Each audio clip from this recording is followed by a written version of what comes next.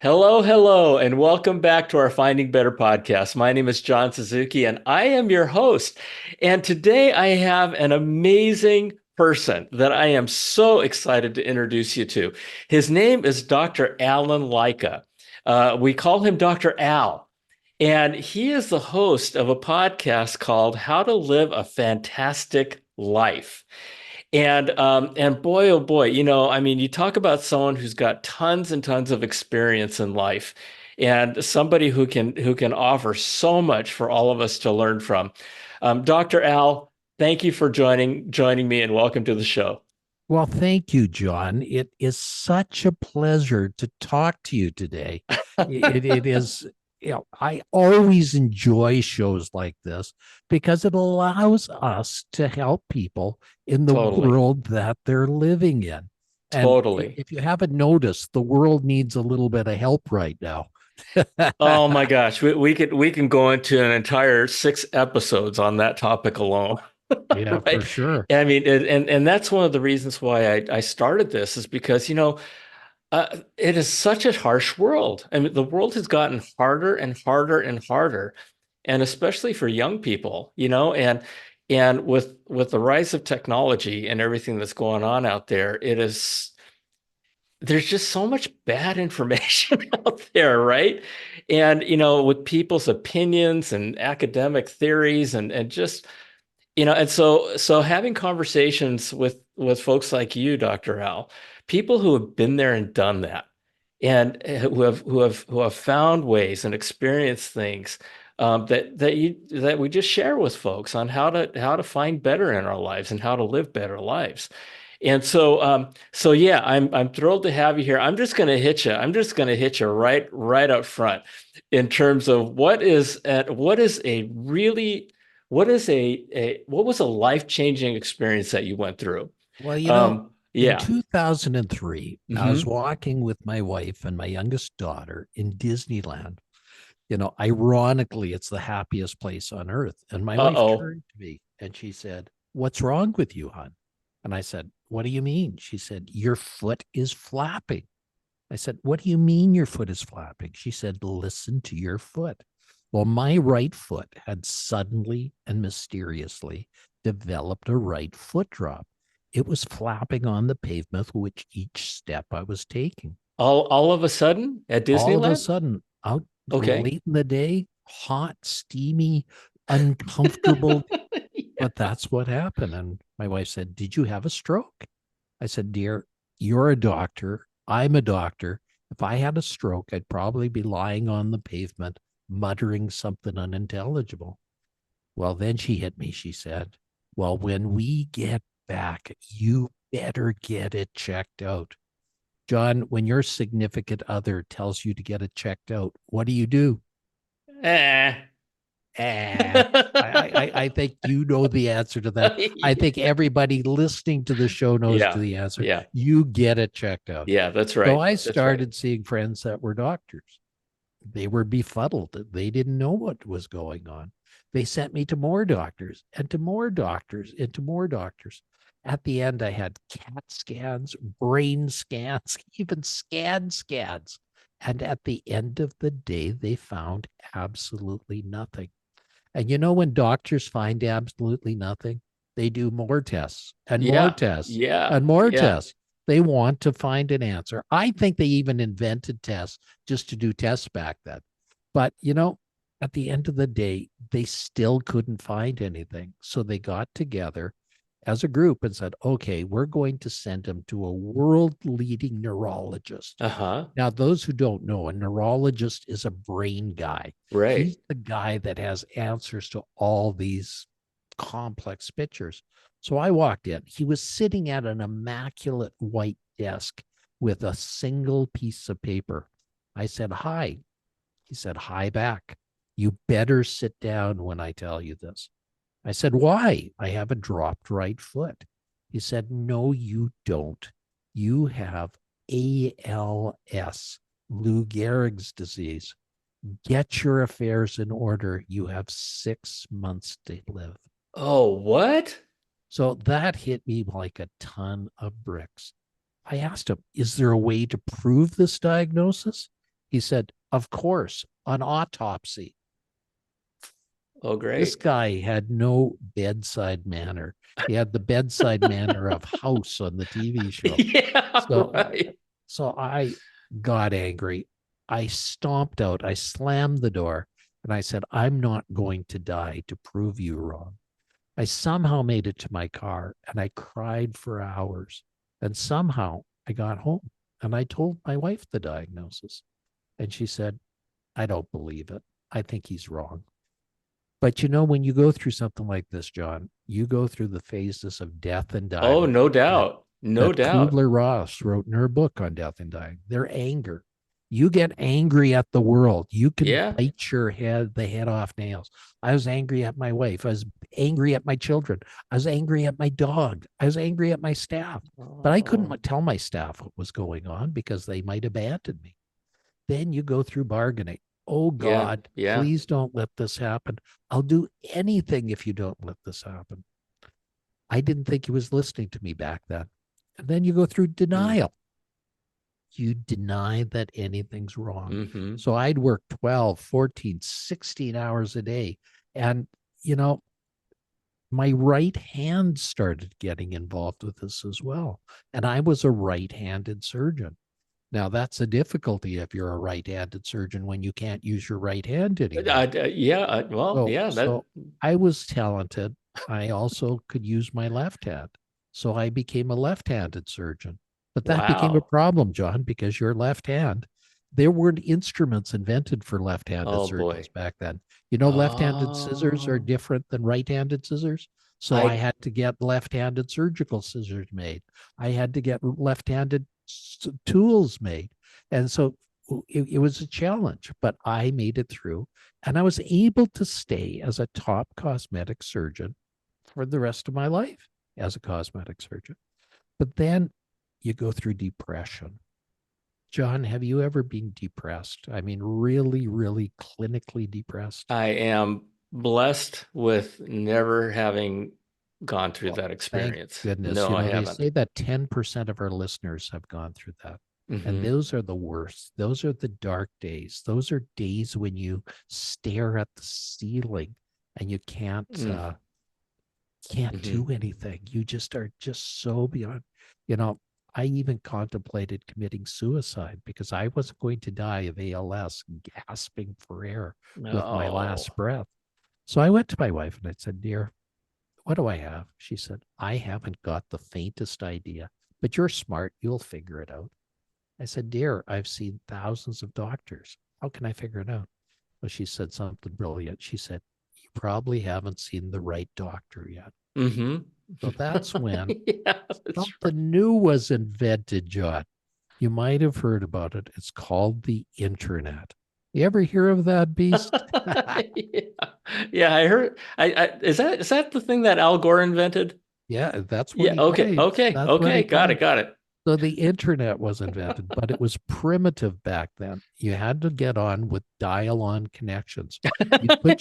You'd put your phone on a cradle, and the cradle would go ring ring ring for 15 minutes. And if it connected, you got to the other side. And you had to communicate with a primitive language like DOS because Yeah. computers had Yep. no memory. We had no Dr. Google. We had no Dr. Yahoo. We couldn't just put things in and an answer would pop up. You had to really surf the net. Yeah. And I was fortunate. I had friends that were nerds. And my friends found a doctor in Colorado Springs, Colorado, by the name of David Martz that had a disease very similar to mine.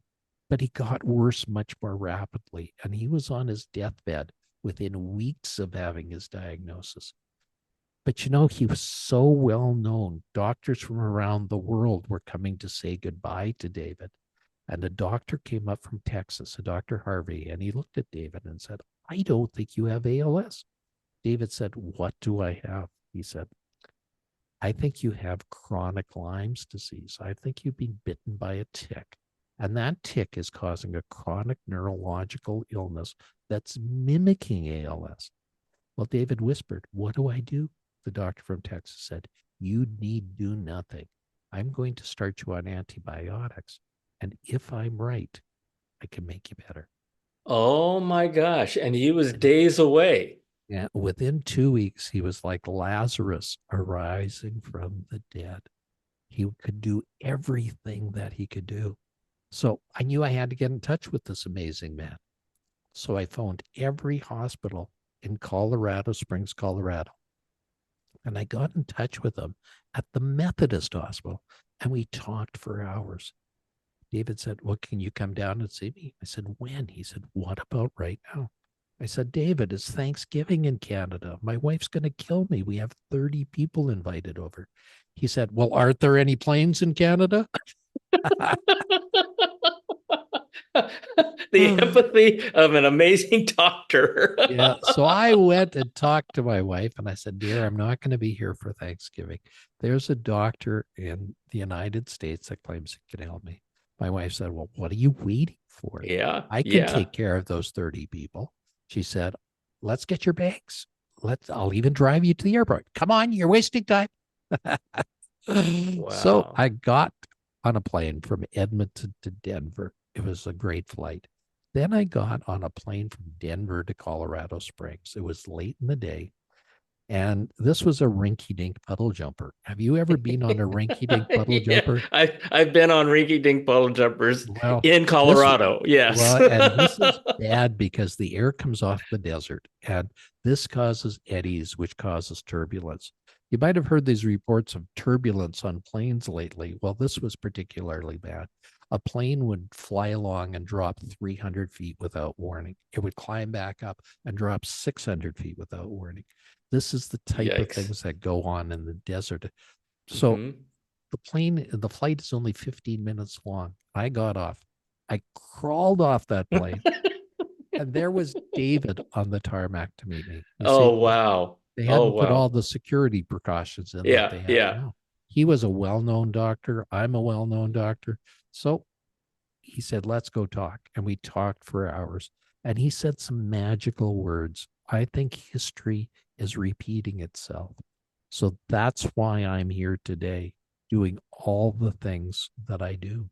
And it's been an amazing journey. And I wouldn't want anybody to have that journey, but I'd like others to learn from that journey. Absolutely. I'd like others to learn that what they need to know, it's not what happens to you, it's what you do with what happens. That's the important thing. By if you react in the proper way, even to the most dour circumstances, you'll survive. You will thrive. That is amazing. It's not what happens to you. It's what you do when things happen. That's right. Yeah, that is amazing. It's yeah, it's your response. It's your response because And that was a saying of a Greek sophist hmm by the name of Epictetus, who lived about 2000 BC. So this is something everybody should learn from, something everybody should know. yeah, that is amazing. I'm just thinking through those words, and whether it be a good thing, a bad thing, a neutral thing, whatever happens, right? If it's a good thing, good things happen to you. If you respond negatively to good things, it's all about your response, right? And especially with regard to bad things. That is amazing.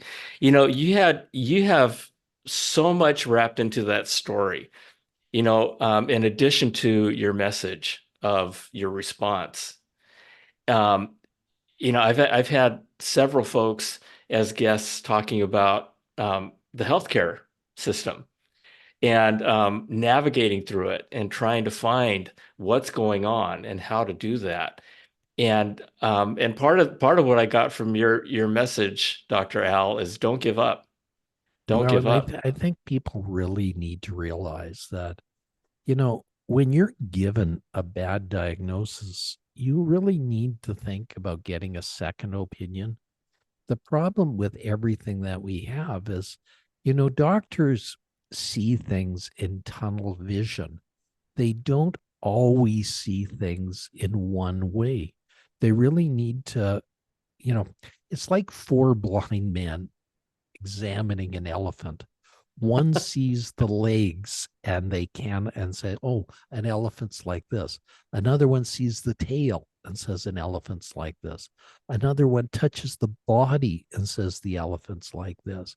And finally, another one touches the trunk and says, something's like this. Well, this is the problem is that they're blind, so they can't see the whole picture. Right. And medicine is not always black and white. Right. Medicine is often a shade of gray. You do not get it all presented to you.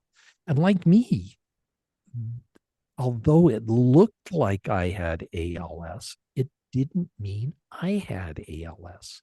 There are other diseases that are similar that sometimes look at it. Now, I know there are some bad diseases that we can't overcome as much as we'd like to. You know, people get bad cancers and we Hmm. sometimes can't cure them. Sometimes we get things that, but you know, you need to look under every stone when you're given some bad news. And you know, the healthcare system often is geared against you. You know, insurance companies are more concerned about profits Right. than they Right. are about you. So that is the difficulty that you're faced when you're dealing with a healthcare system, that they often are doing that. And you know, a doctor often only has about 10 minutes to figure out everything about Right. Right. you Right. know, and there's no way in a complex problem is he going to be able to figure out things in 10 minutes. So, you left me hanging there a little bit, Dr. Al. So, given what you said with regard, I mean, you had mentioned that you had seen thousands of doctors about your Yes. situation, right? I mean, what is a normal hack like me to do? I mean, Well, what I what? think you got to first, if you find a good doctor, which Hmm. most people do have, that doctor will keep on going and keep on trying to figure things out, uh, because they do not want you to have a bad diagnosis. So they will keep on working for you. So keep on working with your doctor. That's what you got to do. Yeah. Yeah. Okay. Okay. This is amazing. This is amazing. Your story, holy smoke. And I mean, what a blessing to have heard about this guy in Colorado who was going through something similar with you and ending up with the exact same diagnosis or prognosis, whatever, The what diagnosis, he the ended up with diagnosis. the Yeah, same diagnosis as I did. that is And as a amazing. result, you know, you know, in this day and age, we have so much going for us with the internet. There's so No much doubt. knowledge out there. We can tap into systems that we couldn't otherwise. And that is really astounding how much we can figure out because of what we know now. We can get into things, and with AI that even Yes. opens the door to Yes. more. Yes, that's right. That's right. Wow. Yeah. So with all that you went through, you said that was back in 2003. Um, did that experience in your life, did that episode of your life change you in any way? It certainly did. You know, I certainly changed a lot. And, you know, I retired from being a cosmetic doctor after leading the pack for 30 years. And Hmm. then I wrote an international best-selling book called The Secrets to Living a Fantastic Life. And that book really has helped a lot of people. Um, you know, it was interesting. I was going to go around the world speaking when I wrote that book. It hit the stands in early 2020. Problem Hmm. is, the world had something else going on in 2020. It was this Yeah. little thing called the pandemic. So Right. the interesting thing was, um, I decided at that time that I couldn't go speaking. So I started a podcast, which became a Amazing. syndicated radio show, which is now enjoyed by 7 million people a month. Woohoo! So Wow. so yes, it certainly did change me in a lot. The book gives a lot of advice to people and helps a lot of people in ways that uh, we just couldn't understand. It literally changes things. I'm also an international speaker and I go around the world talking to people. And my main talk is something called the one thing. And the one thing I talk about is happiness, because Oh. happiness is what everybody needs to know. Happiness is what everybody needs to understand and bring into their lives. Happiness is something that we cannot underestimate as something being powerful. And you share that in your book? Yes, Yep. Yep. I shared So, that with my book. So, and we obviously you're we talking talk about this all the time in your podcast. we do, and I also talk to people in my book of what I call my 13 golden pearls, where I talk about things which are very important for people.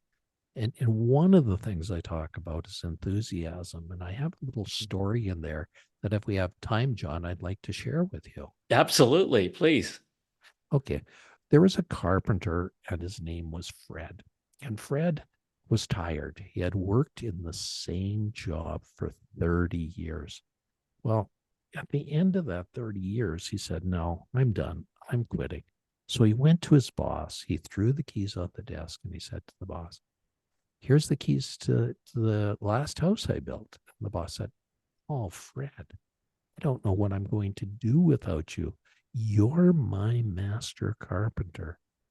So the boss thought about it for a minute. He said, "Fred, can you just do one more thing for me?" The Fred said, "Of course, boss. I've loved it here. This has been the best job I've ever had. I've thrived here for 30 years. So what I would, I'll do anything." So the boss said, "Okay, can you build just one more house for me? You're my master carpenter. Only you have the skills to do that." So Fred did that. He went and took on that challenge, but his heart wasn't into it. He he dragged his ass to work every day, Mm. and he just couldn't put his heart and soul into it. But he got the work done. And at the end of the day, a miracle happened. The house passed inspection. So, what happened next is he went back to the boss and he gave the boss to the keys to the last house and said, "I'm done." The boss said, "Hold it, Fred. We can't just end it at this. We're going to have a party." So he called everybody around in the office and they had a party. They had champagne, they had caviar. And at the end, the boss called everybody around. He said, "Everyone, this is Fred's last day. I'm very sad, but Fred is very happy. And as a parting gift for Fred, I'm going to give him the keys to the last house he ever built." Well, the reason I tell you this is the one thing you can bring to the party every day is enthusiasm. And enthusiasm makes the difference in the world. Enthusiasm really changes everything. Bringing that to the table every day really makes a world of difference. Huge. Huge. And I expect that Fred was pretty enthusiastic after he got the keys to the house. Well, but could you have pictured the mansion he would have built Yeah. if he Yeah. put his heart and Yes. soul into it? Yes. Can you Yes. picture the Yes. house he'd Yeah. live in for the rest of his life if he Yeah. brought his enthusiasm there? And this is the Yeah. thing is that you know that by bringing enthusiasm to the team, it is the game changer. It literally changes everything. And that Yeah. enthusiasm really brings everything home and really Yeah. makes everything happen. Yeah. No, you're absolutely right. It's one of those things, the old saying, a rising tide floats all boats. And rising enthusiasm and makes everybody enthusiastic. And it just becomes contagious that way a lot of times. So, and it Yeah, makes life fun. It makes life fun, you it know? does. It Yeah. does. That Yeah. that is really what is the contagion. I mean, you walk into a room and somebody's really enthusiastic. You listen to a podcast where the hosts are really enthusiastic. Hmm. You go to a hockey game or a football game and the players are really enthusiastic. Yeah. Isn't Yeah. that different? No, totally. And we've all gone into those situations that you just mentioned where the opposite was happening, where the people weren't enthusiastic. And it's that energy. That energy is contagious too, right? It's like, wait a minute, what's wrong with these people? So yeah, no, enthusiasm is really super important. So, wow, we've talked about a lot of things, Dr. Al. This has been amazing. So, if folks want to learn more about you, they want to get your book, they want to listen to your podcast, where do they go? Well, they go to my website, Okay. drallenlycka.com. That's DRALLEN, Lycka, LYCKA.com. That's the best way to get my material.